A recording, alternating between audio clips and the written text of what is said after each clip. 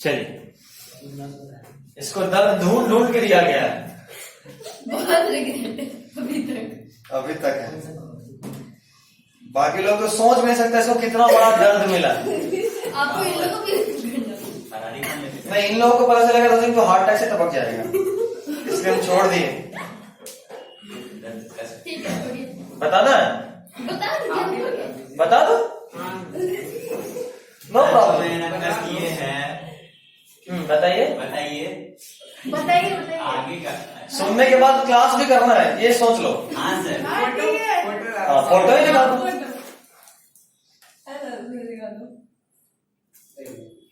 Last week party होता है sir, अपने बर्थडे का पार्टी किया था लास्ट संडे को, नहीं आता है खूब मजा किए थे ना। क्लास नहीं अटेंड कर रहे थे जल्दी।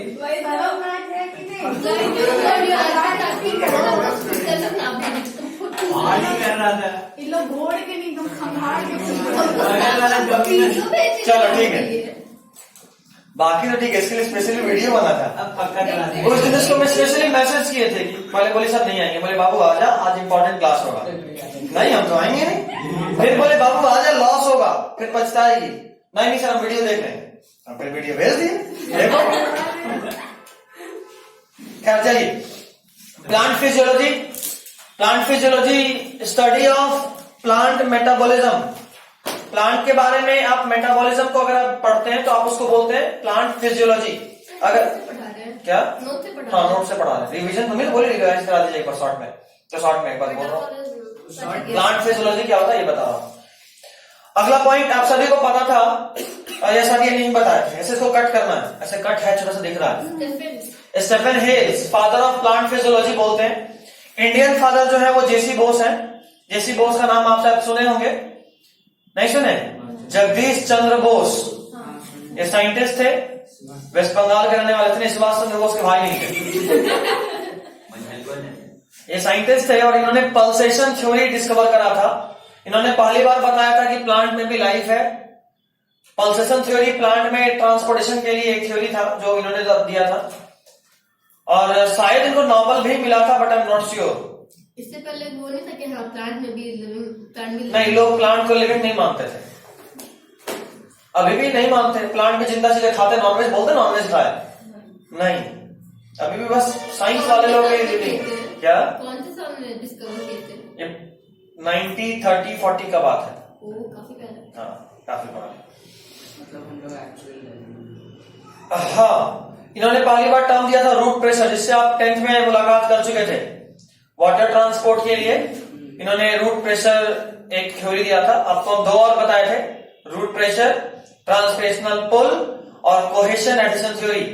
याद आ रहा है? उस तीनों को यहाँ वापस से पढ़ेंगे, और एक्चुअली जो पढ़ेंगे वो आपको पढ़ा चुके हैं 10th में, तो ज्यादा टेंशन नहीं। वाटर को यूनिवर्सल सॉल्वेंट बोलते हैं, आप जानते हैं। Maximum amount of water watermelon में है 92% के आसपास। Second highest amount of water herbaceous plant 85%। Dry seed, ये बड़ा इंपॉर्टेंट पॉइंट है, मार्क कर लीजिए। ये हम आपको नहीं बताए हैं पहले, क्योंकि ये क्लास 12th में दोबारा से एनसीईआरटी में लिखा हुआ है, बट हम कितना बार आपको बोले भी हैं कि जो चीज 12th या 11th में पढ़ना है तो जहां कन्वीनियंट हो वहां पढ़ लेना चाहिए। 12th में रिविजन होगा। ये बहुत बहुत बहुत इंपॉर्टेंट पॉइंट है, मतलब शायद लास्ट ईयर या इस साल, हम श्योर नहीं है, बट दोनों में से किसी एक बार ये क्वेश्चन आया हुआ है नीट में कि ड्राई सीड में भी पानी होता है। कितना? 15%। मतलब ये कि हम लोग सोचते हैं कि भाई गेहूं सुखा दिए तो अब स्टोर करेंगे, अब उसका पानी सूख गया है, बट एक्चुअली में नहीं। ड्राई सीड में भी कितना पानी है? 15%। और सोचने वाला बात यह है कि भाई वो सीड को जब मिट्टी में डालते हैं तो वो ग्रो कर जाता है, मतलब वो जिंदा होता है। और अगर वो सीड जिंदा है, अगर वो सीड जिंदा है, इसका मतलब क्या? भाई पानी के बिना जिंदा कैसे रहेगा? पानी है ना, आपको भले ही ड्राई लग रहा हो बट फिर भी उसमें पानी है, तभी वो जिंदा है। नहीं तो ग्रो कैसे करता? मर जाता तो ग्रो कैसे करता? आप किसी सीड को बॉयल कर दीजिए फिर ग्रो करेगा क्या? नहीं।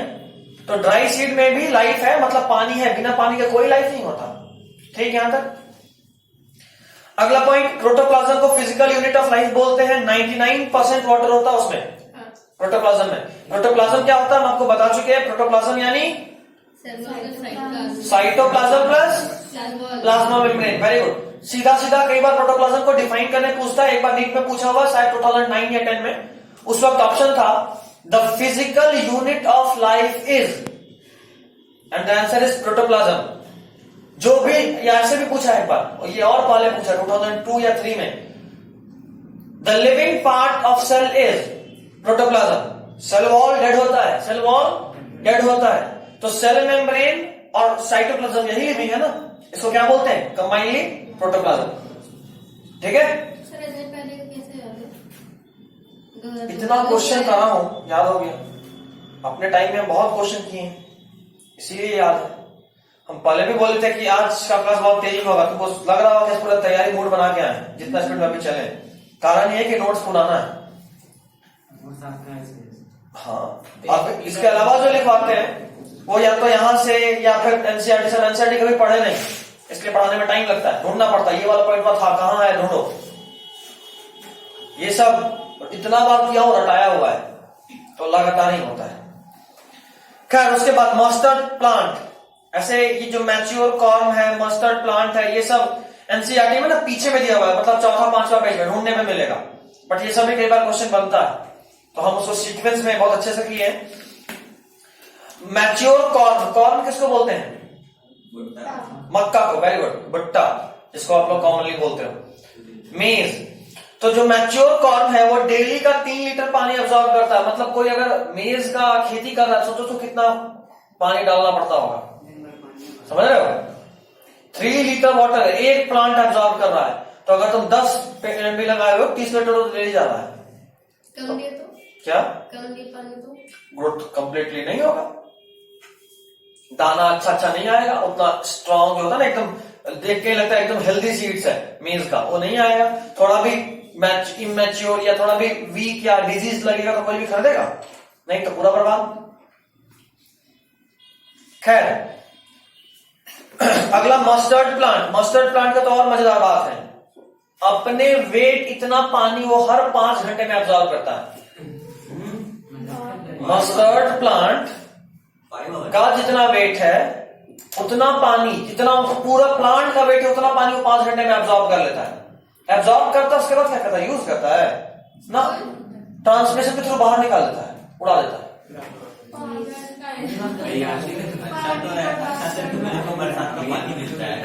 कोई बात नहीं, वो भी थोड़ा बिगड़ा बच्चा लोग है क्या?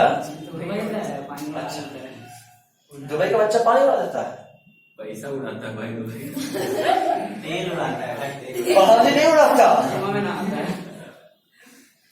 पानी के लिए तो मेट्रो जाता है वहां पे,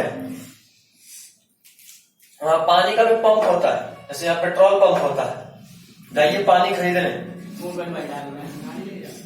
तो कैसा से पेट्रोल हाँ, पेट्रोल तो सबके यहाँ, जिसका जो भी मकान है उसमें से पेट्रोल ही निकल रहा है। मकान है जिसे में गड्ढा कर लिया, पेट्रोल निकल रहा है। पेट्रोल जैसे हम लोग पानी निकालते हैं अपने, पानी ज्यादा सही है ना? हाँ बिल्कुल, बोरिंग होता होगा। बस दिक्कत ये है कि वो पेट्रोल को डायरेक्टली यूज नहीं कर सकता, क्योंकि वो क्रूड ऑयल होता है, पता है? क्रूड ऑयल, उसको प्यूरिफाई करना पड़ता है तब जाके वो पेट्रोल बनता है। हाँ, इसीलिए पानी मिलना इज मच मोर बेटर। कम से कम हम लोग नहा तो सकते हैं, गर्म में ठंडा में तो लगता है कि इससे बड़ी पेट्रोल होता है, कोई नहाने नहीं बोलता। वो जगह मेरे लिए। खैर कोई नहीं, ठंडा के दिन में नहाने का मूड बनाना बहुत बड़ा काम है, मतलब बहुत हिम्मत चाहिए। दोस्ती करना पड़ता है। किससे? पहले तो बैठ के उससे बात करो क्या। वाह, मेरे क्लास में एक से एक पोएट लोग हैं, पोएट भी नहीं, राइटर। क्या इमेजिनेशन है, बाल्टी से बात करते हैं। अच्छा है, बाथरूम में अपने अकेले नहाने जाता है, तो 4 और है तो पागल घोषित कर दिया जाएगा। खैर कोई नहीं। अच्छा, कभी ऐसा हुआ कोई बात ठोका, ठीक तो हो या अकेले ही हो ना?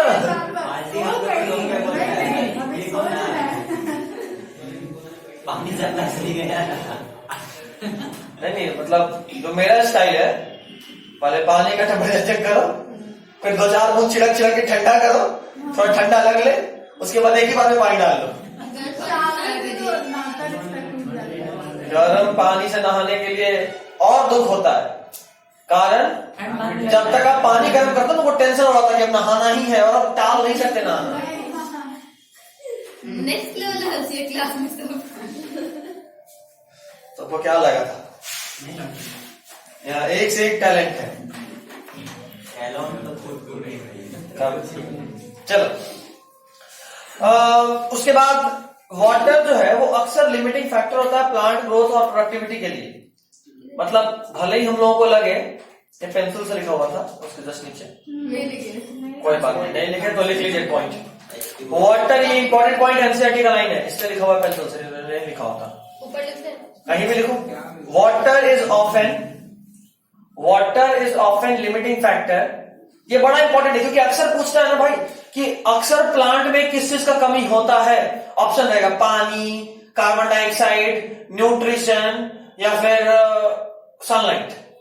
तो लगता है कि मिट्टी है तो न्यूट्रिशन मिल ही रहा है, सनलाइट हो सकता है जंगल में होगा सनलाइट नहीं मिल रहा, या कई बार पूछेगा कि नेचुरल एनवायरनमेंट में किस चीज का कमी होता है। तो लगता है कि अच्छा नेचुरल एनवायरनमेंट है, मतलब वहां पे खेती तो करना नहीं है कि फटाफट फसल उगाओ तो सॉइल का न्यूट्रिशन खत्म हो गया।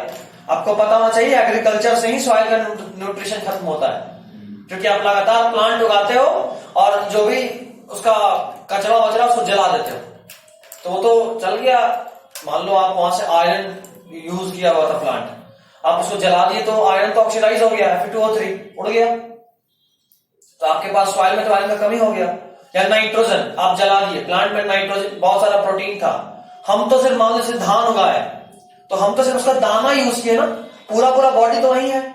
और उसके बाद वो बॉडी में भी प्रोटीन तो होगा, आपको पता होना चाहिए बॉडी का जो भी स्ट्रक्चर होता है प्रोटीन से बनता है। Protein is also called body building material. इसका मतलब ये नहीं बॉडी बिल्डर ही बनाएगा, किसी का बॉडी में कुछ भी हो सब वही से बना होता है, प्रोटीन से ही बना होता है। तो वो जो प्रोटीन है, वो प्रोटीन जो भी बॉडी बिल्डिंग मटेरियल है प्रोटीन का, वो सारा कुछ क्या कर रहा होता है कि आप जैसे ही न्यूट्रिशन यूज करें और आपके बॉडी में वो सारा न्यूट्रिशन एब्जॉर्ब है, उसके बाद आप जलाए, जैसे मान लो नाइट्रोजन था आप जलाए तो वो तो N2O बन के उड़ गया, नाइट्रोजन ऑक्साइड बन के उड़ गया। तो प्लांट का जो भी बॉडी था उसमें नाइट्रोजन ऑक्साइड था सॉइल वाला, और उसको आप आसमान में भेज दिए तो सॉइल में तो कमी हो गया। तो सिर्फ ये सब एग्रीकल्चरल फील्ड में ज्यादा प्रॉब्लम करता है। अगर हम बात करें नेचुरल एनवायरनमेंट का, तो वहां पे तो मान लो जैसे पेड़ उगा, उसका पत्ता गिरा जमीन पे सड़ा और जो न्यूट्रिशन लिया था वापस जमीन को ही लौटा दिया, तो वहां पे लॉस नहीं होता। तो अगर आपसे मान लो पूछता है कि नेचुरल एनवायरनमेंट में किस चीज का कमी होता है, या इन जंगल ही लिख दिया, इन फॉरेस्ट ही लिख दिया, तो अगर डेंस फॉरेस्ट लिखे तो बोलना सनलाइट का कमी होता है।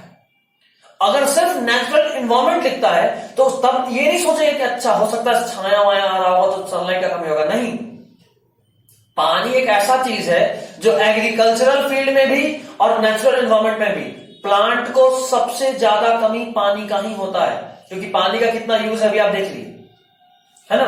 तो लिखिएगा, water is often the limiting factor for plant growth and productivity. Water is often the limiting factor for plant growth and productivity in both agricultural and natural environment. In both agricultural and natural environment. In both agricultural and natural environment. समझ गए बात? चलिए अगला आपको हम बता चुके थे वैसे ये एक फ्लो चार्ट बनाकर ट्रांसपोर्ट इन प्लांट कैसे होता है। दो तरह का ट्रांसपोर्ट, शॉर्ट और लॉन्ग। पॉज कर दिया। चलिए तो हम लोग बात कर रहे थे इस फ्लो चार्ट का, दो तरह का ट्रांसपोर्ट, शॉर्ट और लॉन्ग। शॉर्ट ट्रांसपोर्ट का मतलब क्या होता है, एक सेल से दूसरे सेल में ट्रांसपोर्ट, या एक सेल के विद इन ही ट्रांसपोर्ट। जैसे मान लो इस रूम से यहां से ये मानकर लास्ट मिनट पे पहुंचा है, तो इस रूम के विद इन ट्रांसपोर्ट हुआ, अंदर में हुआ, या फिर इस मार्कर को बगल वाले रूम में पहुंचा, यहां पे एक छेद किया और पार कर दी, समझ रहे हो। तो इसको बोलते हैं शॉर्ट डिस्टेंस। अभी यहां से नीचे पहुंचाना है, ये लॉन्ग डिस्टेंस ट्रांसपोर्ट है, ठीक है। तो लिखा हुआ है short distance transport, transport within cell और बिटवीन सेल, मिल गया। और लॉन्ग डिस्टेंस ट्रांसपोर्ट में उम्मीद करते हैं आपको दिखा नहीं होगा, वहां क्या लिखा हुआ है, थ्रू वैस्कुलर टिश्यूज और जाइलम एंड फ्लेम। क्या बात है, पहुंचा हुआ चोर चुहाड़ा ही लोग। लिख लो। इसलिए ब्राइटनेस ज्यादा है। बोलिए बोलिए आप बोलिए। Through vascular tissues. देखो जो भी पेंसिल से लिखा हुआ दिखे ना वो ज्यादा इंपॉर्टेंट होता है, क्योंकि नोट्स के बावजूद छूट गया हो तो हम दोबारा ऐड किए, इतना इंपॉर्टेंट। मेरे ऐसा आदमी ऐड किया तो सोच रहे कितना इंपॉर्टेंट होगा। थोड़ा डार्क पेन से लिख लेते हैं। इसीलिए हम पेंसिल यूज करने से मना करते हैं, ये एक शुरुआती समय का चीज है। तो उस वक्त हमको भी एक्सपीरियंस नहीं था, अब एक्सपीरियंस है, इसलिए बोलते हैं डायग्राम भी पेन से बनाओ, बुक पे भी पेन से लिखो, यही सब कारण है। हो गया ना, क्या बात, बहुत जल्दी हो गया। हो गया यहाँ तक। चलिए अब लॉन्ग डिस्टेंस ट्रांसपोर्ट तो बाद में पढ़ेंगे, जाइलम फ्लेम के थ्रू ट्रांसपोर्ट कैसे होता है। क्या इसके आगे कहानी हमको लगा ये नहीं पढ़ना, नहीं पढ़ना है तो शॉर्ट में पढ़ना। सबसे पहले दो तरह का ट्रांसपोर्ट, एक्टिव और पैसिव, जो हम स्पेशली क्लास में बताए थे। एक्टिव जिसमें एनर्जी यूज हो, पैसिव जिसमें एनर्जी यूज नहीं हो। पैसिव में दो तरह का, सिंपल डिफ्यूजन और फैसिलिटेटेड। सर यहाँ पे बस पैसिव पता है। स्टार्टिंग पैसिव से किया, बाद में एक्टिव बताया। आगे मिलेगा एक्टिव, इसके भी पेज पढ़ एक्टिव में सर क्या अब मिलेगा क्या, एक्टिव में क्या रहता है? आगे आएगा, अभी कुछ बोले सर एक्टिव। आगे फिर आएगा। एक्टिव में एनर्जी यूज करके ट्रांसपोर्टेशन होता है, एटीपी यूज करते हैं, आगे सब डिटेल में। उसके बाद देखो एक पॉइंट लिखा हुआ है, in xylem there is unidirectional flow of water from root to leaves. मिला? एक बात यहाँ पे और हम बोल देते हैं, ऐसे तो आगे लिखा हुआ मिलेगा, आपको लिखना नहीं है। फ्लोएम में बाई डायरेक्शनल होता है, वैसे हम आपको बताए हैं क्रैश कोर्स वाले कोर्स में भी कि फ्लोएम में बाई डायरेक्शनल होता है, यानी दोनों डायरेक्शन में, लीफ से रूट की तरफ और रूट से लीफ की तरफ भी ट्रांसपोर्ट होता है। आपको ये भी बताया था, नॉर्मली लीफ में फूड बनता है और फूड रूट तक जाता है, ये हुआ एक टाइम में। But in autumn when all the leaves are lost, the food stored in the leucoplast of root of the plant is transported back towards the upper part of the plant. नहीं समझ में आया? उसको लीला सिंह कहते हैं ना। लीला सिंह को पहचान रही हो? हाँ, ये वही था, कॉमन रूम, मीटिंग रूम था, मीटिंग रूम से बात होने के बाद सामने वाला जो था वही है लीला सिंह। याद आया? पप्पी है। हाँ वो तो याद है। अबे वो हॉस्पिटल। हाँ हाँ, तुम क्या? वहाँ पैदा ही है। क्या बात है, वाह। और उस टाइम दो कुत्ता था के हम निकलते के साथ देखे थे। क्या बात है, देखना चाहिए था। निकलते के साथ रोने में बेची थी, कुत्ता पहचाने नहीं गया। हो गया। क्या, चलिए मुद्दे पे आते हैं।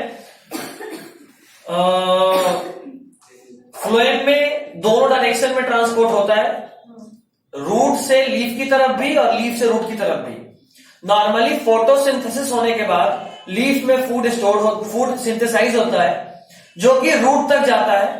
और याद करो, रूट में एक प्लास्टिड था, ल्यूकोप्लास्ट, कलरलेस प्लास्टिड, जिसका काम था फूड स्टोर करना। वो फूड स्टोर करके रखता है। ऑटम यानी पतझड़ में जब सारा पत्ता झड़ जाता है तो क्या पेड़ मर जाता है क्या? और क्या पत्ता अगले दिन आ जाता है? 2-3 दिन के बाद, महीने दिन के बाद आता है। तो उतने समय तक पेड़ भूखा जिंदा नहीं रह सकता, कहीं से तो एनर्जी मिल रहा होगा। और वो एनर्जी मिलता कहां से? तो जो फूड उसके रूट में स्टोर था वो वापस नीचे से ऊपर जाता है।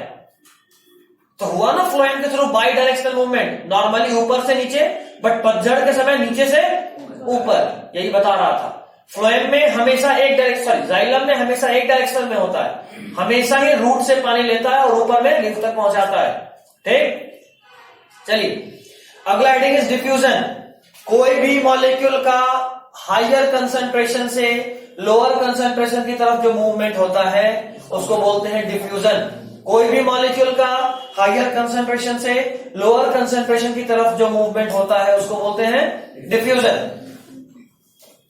याद रखिएगा, डिफ्यूजन हायर से लोअर, और ये कोई नया बात नहीं है, कोई भी चीज का मूवमेंट हायर से लोअर ही होता है। पानी ऊंचाई वाली जगह से नीचे वाली जगह पे जाता है, ऊंचाई वाली जगह पे पानी का पोटेंशियल एनर्जी ज्यादा है, लोअर जगह पे आने के बाद पानी का पोटेंशियल एनर्जी कम हो जाएगा। याद करो क्लास 9 का वो दिन जब वर्क एनर्जी पावर पढ़ रहे थे, वहां पढ़े थे फॉर्मूला mgh पोटेंशियल एनर्जी का। तो h पे डिपेंडेंसी था, हाइट जितना ज्यादा होगा पोटेंशियल एनर्जी उतना ज्यादा होगा। वही पानी हाइट पे है, जैसे अभी हम लोग हाइट पे हैं, हमारा पोटेंशियल एनर्जी ज्यादा है, नीचे चले जाएंगे तो पोटेंशियल एनर्जी कम हो जाएगा। अच्छा, यहाँ पे खिड़की से कूदेंगे तो नीचे ही क्यों जाएंगे? क्योंकि नॉर्मल मूवमेंट हायर से लोअर होता है, ऊपर में हायर पोटेंशियल एनर्जी है, नीचे में कम है, इसलिए नीचे जाएंगे, ना कि ऊपर। समझे? अच्छा, इलेक्ट्रिसिटी का मूवमेंट, इलेक्ट्रिसिटी के मूवमेंट के लिए भी पोटेंशियल डिफरेंस चाहिए ना। याद करो, इलेक्ट्रॉन प्लस से माइनस की तरफ, हायर पोटेंशियल से लोअर पोटेंशियल की तरफ मूवमेंट, तो हमेशा ये होता है, ये कोई नया बात नहीं है। ये बात ध्यान रखना है कि ये जो मूवमेंट है ये तब तक होता रहेगा जब तक इक्विलिब्रियम नहीं। अच्छा, सर थे क्या? खोला हुआ था कुछ? अच्छा, क्या वो तो पर रास्ते में मिले होंगे, इसका मतलब ये नहीं कि वो थे, रास्ते में हमको मिले। पूछे भी थे क्या कहाँ जा रही हो? नहीं, उसको हम बस आपके पीछे थे तो समझ गए। तो मेरे पीछे थे, बहुत पीछे आई तुम तो, मतलब दूर से बस दिख रहे थे थोड़ा थोड़ा। नहीं, एकदम पीछे थे। तो नीचे में क्या कर रहे थे?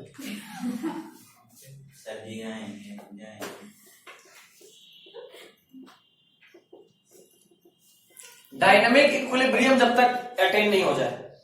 इक्विलिब्रियम सब लोग सुने होंगे नाम, केमिस्ट्री में तो आई क्या होगा इक्विलिब्रियम? अभी नहीं आया तो आ जाएगा, और नहीं आया तो बहुत लेट हो गया है। इक्विलिब्रियम का मतलब होता है कि कोई एक मॉलिक्यूल, या सिंपल बोले तो कोई, जैसे मान लो ये कोई कंटेनर है और बीच में कोई सेमी परमेबल मेम्ब्रेन है, इस तरफ और इस तरफ में जो भी कंसंट्रेशन वो बराबर हो जाए। कंसंट्रेशन क्या, कोई भी चीज अगर बराबर हो जाए तो उसको इक्विलिब्रियम बोलते हैं। ठीक, अब इक्विलिब्रियम दो तरह का होता है। जैसे मान लो यहां पे 3 मॉलिक्यूल था और यहां था 1 मॉलिक्यूल। ठीक, इधर का 1 मॉलिक्यूल अगर इधर जाएगा तो क्या होगा? यहां पे 1 कम हो जाएगा और यहां पे 1 ज्यादा हो जाएगा, 2-2 हो गया, बात बराबर। और मूवमेंट रुक जाए, इतना होने के बाद अगर मूवमेंट रुक जाए तो हम बोलेंगे कि ये इक्विलिब्रियम अटेन हो गया है, और ये है स्टैटिक इक्विलिब्रियम। क्या है? स्टैटिक इक्विलिब्रियम, यानी बराबर तो हो गया और अब इसमें मूवमेंट बंद, तो उसको बोलेंगे स्टैटिक इक्विलिब्रियम। हमारे बॉडी में या किसी भी लिविंग सिस्टम में कभी भी, या लिविंग क्या नॉन लिविंग में भी, स्टैटिक कोई चीज नहीं होता। हमारे में होता है डायनामिक इक्विलिब्रियम। इक्विलिब्रियम तो मेंटेन होता है लेकिन फिर भी मूवमेंट हो रहा होता है। अब बोलो सर, अब 2-2 हो गया, मूवमेंट होगा कैसे? कंसंट्रेशन तो बराबर हो गया है। अभी भाई यहां देख, सोचने से कुछ नहीं होगा, तो होगा ये, अभी भी यहां से 1 मॉलिक्यूल इधर जाएगा और यहां से 1 मॉलिक्यूल वापस आएगा, तो कंसंट्रेशन तो अभी भी 2-2 बराबर है। लेकिन बराबर होने के बाद भी क्या रुक गया सिस्टम? नहीं, मूवमेंट हो ही रहा है, 1 जा रहा है, 1 आ रहा है, 1 जा रहा है, 1 आ रहा है।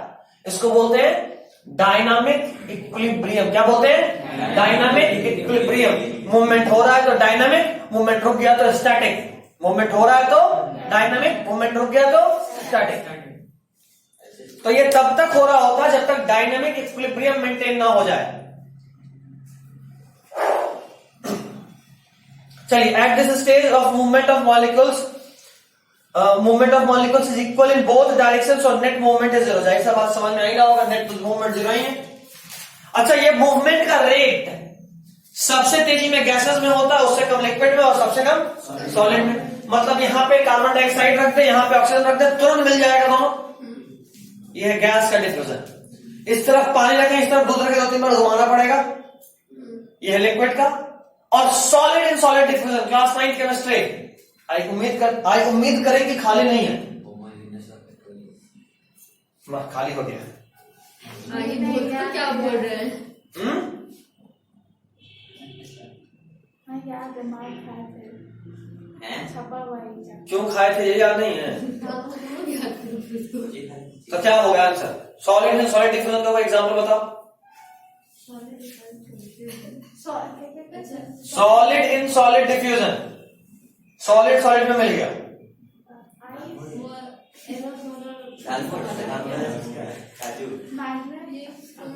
चलिए, ब्लैक बोर्ड का नाम सुने हो, और चौक का भी। गर्मी छुट्टी से पहले जो लिख के जाते थे, गर्मी छुट्टी के बाद मिटता था, पानी भी लगाने पे नहीं मिटता था ना। जब तक पानी तब तक नहीं दिखेगा, पानी सूखते ही दिखने लगता था। कारण chalk particles get diffused into the particles of blackboard।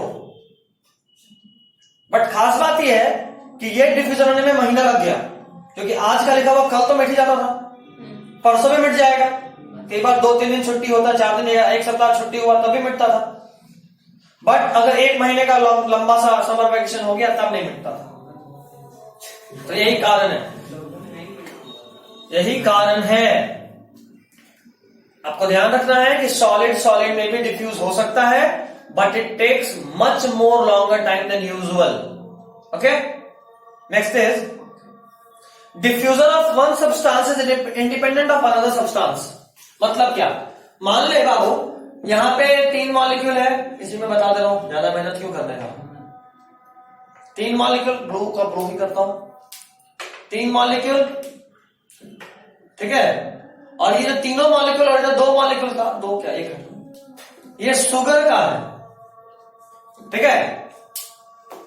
बस एक बात और देखना, यहां पे फिर से 3 मॉलिक्यूल और यहां 1 मॉलिक्यूल, ये है सॉल्ट का। तो नेट देखो, यहां भी 4 मॉलिक्यूल, यहां भी 4 मॉलिक्यूल, डिफ्यूजन होगा क्या? होगा, क्योंकि डिफ्यूजन का मतलब ये नहीं कि नंबर बराबर हो जाए, हर चीज का अलग अलग कंसंट्रेशन देखते हैं। शुगर का कंसंट्रेशन देखो, इधर 3 इधर 1, कंसंट्रेशन डिफरेंस है। सॉल्ट का देखो, इधर 3 और इधर 1, अभी भी है। तो शुगर का मूवमेंट इधर से इधर होगा और सॉल्ट का कहां बीच वाला, ये अबे 3 इधर, ये था ब्लू वाला शुगर है, ब्लैक वाला सॉल्ट है।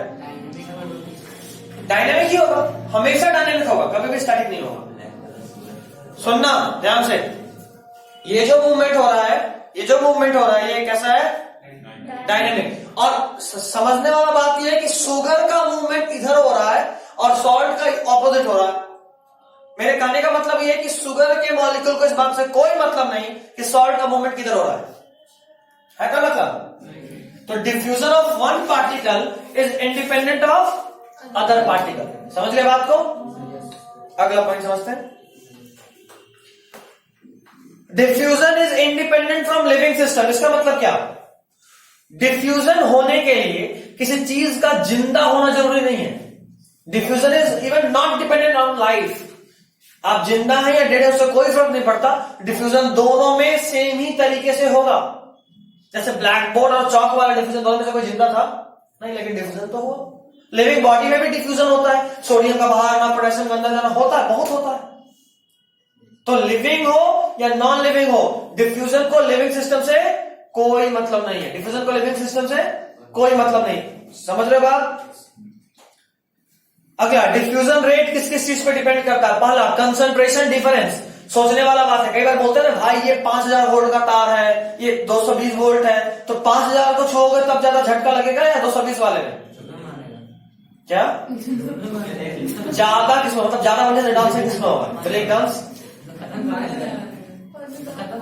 ब्रेक डांस होगा सर 5000 में समाप्ति।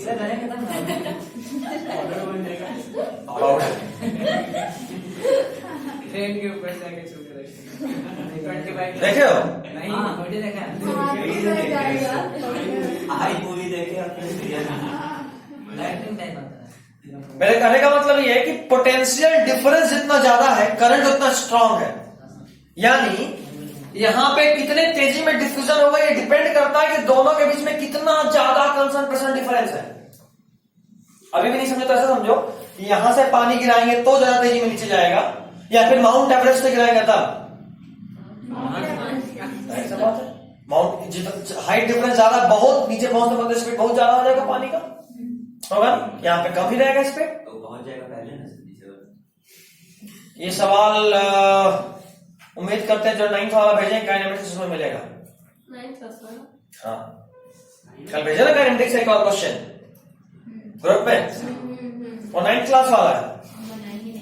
बनाई नहीं? देखो हाथ से, मतलब रीड करके बनाओ। वो कंसेप्ट है, कंसेप्ट और 9th क्लास का क्वेश्चन है, अगर वो नहीं बन रहा है मेरे में कम लेक्चर दिए हैं तो एक और डाल रहे हैं कंपटीशन किससे? खुद से। नहीं, ऑल इंडिया लेवल पे है। अगले साल तुम लोगों को एलन का टेस्ट ज्वाइन करना है, ठीक है ना? जबरदस्ती मार पीट के करवाएंगे, अभी से बता दे रहे हैं। तो उसके लिए तैयारी भी करना पड़ेगा, क्योंकि जबरदस्ती अगर हम करेंगे तो मे भी तुमको भी अपने पेरेंट्स से करना पड़े, और उसके बाद अगर नंबर नहीं आया तो हम भी कूटे की वजह से भी कुटाओगे, है ना? और खुद खाली फ्रस्ट्रेट हो गए, फालतू में सर फंसा दिए। इसलिए अभी से लगे रहो, क्योंकि ऑप्शन नहीं है तुम्हारे पास। मेरे पास आ गए तो फंस गए, सिंपल, पढ़ना ही है। ये जाना को पहले बता दो तो ऐसे फंसेंगे। ठीक है, तो एकदम लगे रहिए। आकाश एलन दोनों में से किसी एक का लेना है? एलन ज्यादा बेहतर है, ज्यादा बेहतर। आकाश एक बार रिजल्ट ले आया अलग बात है, बट इसका मतलब ये नहीं कि एलन खत्म हो गया। वो अगली बार एकदम रिजल्ट खरीद लेगा। सीरियसली, वो अगली बार सोच लिया होगा, सीधा फोन किया होगा शिक्षा मंत्री को, लाइव बोल रहे हैं सर, कुछ तो देखने वाले नहीं, बहुत सारा ऐसा बात है जो सच है।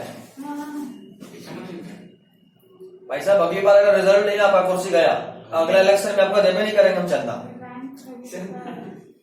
बिल्कुल चंदा, 15-20 करोड़ का चंदा जाता है।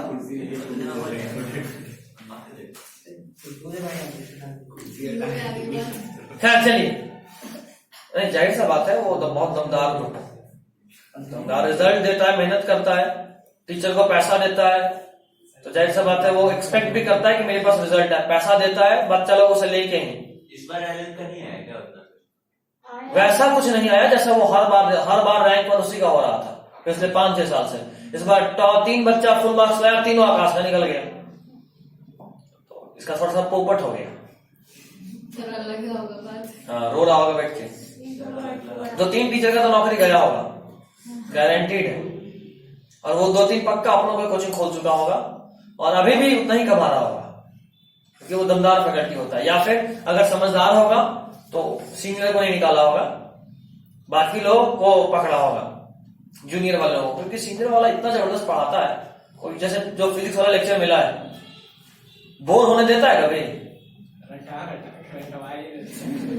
क्लास खत्म होते होते तक तुमको फॉर्मूला याद होना ही है। बोलो मेरे साथ ग्रेविटी नीचे लगेगा तो पॉजिटिव लेंगे। मजा आता है ना पढ़ने में, बस। इसको नहीं, इसको ये क्वेश्चन है, एक दिन तुम्हारे घर हमको जाना बहुत 10 में से कोई जाती है। एक काम करो, कल छुट्टी के बाद घर पे मम्मी को बोलना, अच्छा कल क्लास में, परसों हमें भैया चाय पीने आने वाले हैं। चाय पीते नहीं है लेकिन पियेंगे। हम बड़ा बुला रहे हैं आपको अपने घर। बुला रही हो? ठीक है, चलो। नहीं, तुम नहीं बोलोगे वो तो घर देख के जाके और आएंगे। पॉइंट जाना चाहिए। थोड़ा सा सीरियस, क्योंकि तब बुरा नहीं लगेगा जब नहीं हो, क्योंकि तुम्हारे आसपास जब पढ़ रहे लोग निकलने का तैयारी किए हुए हैं, उसके बाद वहां से जब फोटो पोस्ट होता है ना स्टेटस पे, तो यहाँ लगता है ना? सीरियस बता रहा हूँ। कॉलेज लाइफ का जब मजा होता है ना फर्स्ट ईयर में, जैसे मेरा भाई को एडमिशन कराया, कल गया था नालंदा घूमने, कल घुमा रहा है, मजा कर रहा है। बाद में सजा होगा। सजा क्यों होगा? अभी पढ़ाई शुरू ही नहीं हुआ है। तो बाद में पढ़ाई करके फिर तुम्हारा तो क्या बिना पढ़े हाँ तो क्या रोटी वोटी बनाने का प्लानिंग है? नहीं ना, कुछ करना है ना। कुछ का बना नहीं। कर लेना वो। नहीं, बनाना बुरा बात नहीं है, बशर्ते खाने वाला भी खुद ही हो। तभी तो बोल रहा है। बनाओ, खुद खाओ, मजे में। फिर फलाने के पीछे भी लगा के अरे इधर थे ना प्रमोद अंकल गोलगप्पा बेचते हैं, अपना गाड़ी उनका कोई उसी से आते हैं, फिर अपना ठेला से बेचते हैं। फ्यूचर देख ली लगता है एक बार। क्या बात है, कार से उतरे, सही में मजाक नहीं। पीछे को भी खोले, अंदर बाटी भी खा के बैठो। VIP कुछ का भंडार। वाह, नाम भी सोचने लगा, पक्का बनिया। VIP खोज का भंडार, वाह। एक बात बता, इसके लिए सोचा था अपने लिए सोचा है? वो खुद के होते थे बेहतर होगा। हम कुछ का क्या रहेगा? लेट आने के बाद पार्टनरशिप रहेगा। पार्टनरशिप रहेगा तो सरकारी हम चला लेगा। मोमो का लगा अर्पिता मोमोज का लगाएगी बोली। क्या बात है। क्या और बताए वो बस के छोड़िए सर, आप जाइए, आकाश जाइए। आकाश है? मतलब जहाँ से फोन आया था। बाइजूस। अच्छा। बाइजूस जाइए, ये उनको। ये भी सही है, कम से कम वहां कोई खोजका तो नहीं बचेगा। चलो, तो पहला डिपेंडेंसी कंसंट्रेशन पे, दूसरा परमेबिलिटी ऑफ मेम्ब्रेन।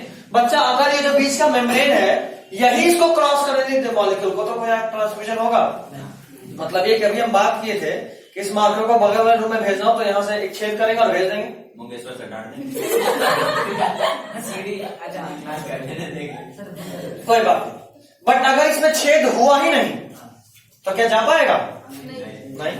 तो जो डिफ्यूजन है वो इस बात पे भी डिपेंड करेगा कि जो भी चीज आ रहा है वो ट्रांसपोर्ट, मतलब जो मेम्ब्रेन है वो ट्रांसपोर्टेबल है या नहीं। बोल मत, ठीक है। तीसरा पॉइंट, टेम्परेचर। जैसे जैसे टेम्परेचर बढ़ता है कोई भी चीज का मूवमेंट बढ़ जाता है। टेम्परेचर बढ़ने से मॉलिक्यूल्स का मूवमेंट या वाइब्रेशन इंक्रीज होता है। ऐसा बात है, शरीर में गर्मी रहता है, हम लोग भी हिलते डुलते हैं, ठंडा ज्यादा तो कमल में किरकुड़ के बैठ गए, है ना। कहने का मतलब टेम्परेचर ज्यादा होगा, मॉलिक्यूल्स के बीच में वाइब्रेशन ज्यादा होगा, एनर्जी ज्यादा होगा, वो ज्यादा तेजी में ट्रांसपोर्ट होगा। ठीक। चौथा पॉइंट, प्रेशर। मान ले इधर 4 मॉलिक्यूल, इधर भी 4 मॉलिक्यूल, और तुम यहां पे इसको खोले, एक पिस्टन लगा लिए, पिस्टन, और इसको ढकेल रहे हैं। अच्छा। जाहिर सा बात है, जैसे ही आप इधर प्रेशर लगाओगे ये सारा मॉलिक्यूल नीचे जाएगा और अब और तेजी में इधर से ट्रांसपोर्ट होगा ना। तो प्रेशर का भी रोल होता है। अगला क्या यार, अच्छा एक एनसीईआरटी का पॉइंट जिसको हम बस रीड करेंगे, समझाना आपको अगले दिन है। ऑलमोस्ट रिवीजन हम लोग पूरा कर लिए। जो लाइन है वो है, diffusion in solid rather than of solid is more likely. Diffusion in solid rather than of solid is more likely. ये एनसीईआरटी का लाइन है। ये इम्पोर्टेंट है क्या? कौन सा है सर? ये हाँ, ये भी आया हुआ, ये कब आया? 2018 में आया हुआ है। दो बार लगा के, हाँ बोलिए। Diffusion in solid rather than of solid is more likely.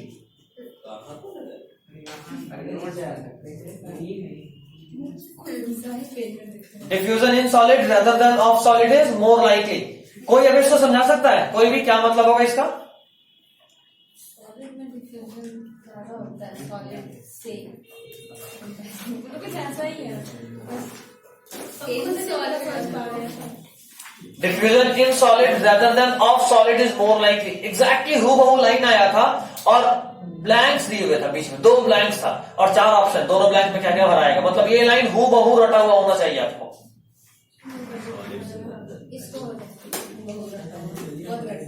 Diffusion in solid rather than of solid is more likely. नहीं, अगला दिन सोच के आइए, अगले दिन डिस्कस करेंगे यहीं से, ठीक है। क्या बताई दो? बता दो, छोड़ दो, क्या बता दे, लिखने का जरूरत नहीं, बस सुनो। डिफ्यूजन इन सॉलिड, सॉलिड में डिफ्यूजन सॉलिड के डिफ्यूजन से ज्यादा आसान है। हम तो नहीं सुने। सॉलिड में डिफ्यूजन सॉलिड के डिफ्यूजन से ज्यादा आसान है। Diffusion in solid rather than of solid is more likely. मतलब ये कि किसी सॉलिड चीज में कोई और चीज डिफ्यूज हो जाए, ये ज्यादा आसान है मुकाबले इसके कि कोई सॉलिड चीज किसी और में डिफ्यूज हो। मतलब वो कैसे पड़ा? चौक है, चौक है, सॉलिड है, चौक में 3-4 बूंद पानी गिरा दे, तुरंत से डिफ्यूजन के अंदर चला गया। तो सॉलिड में चौक सॉलिड था, उसके अंदर डिफ्यूजन आसान था। आप इस चौक को चाहे तो दीवार में डिफ्यूज करा सकते हैं? नहीं। कौन बोला? अच्छा, अभी कोई अगर ये सोच रहा है कि अभी तो आप बोलोगे सर कि ब्लैक बोर्ड पे लिखेंगे तो डिफ्यूज हो जाएगा, लेकिन कब? 1 महीना बाद। तो आसान है क्या? ये कॉमन है क्या? नहीं। तो सॉलिड के अंदर किसी और चीज का diffusion is common rather than solid का डिफ्यूजन किसी और चीज में। ठीक, पक्का? चलिए, सर वो ब्लैंक में क्या लिखा था? इसी तरह से ऑप्शन था, इसी लाइन में से कुछ नहीं, ऑप्शन को याद नहीं, ये सेम लाइन ही, यही लाइन याद रखना है। पूरा सेंटेंस बस बस। रट दे। चलिए, this is all for today. चलो गए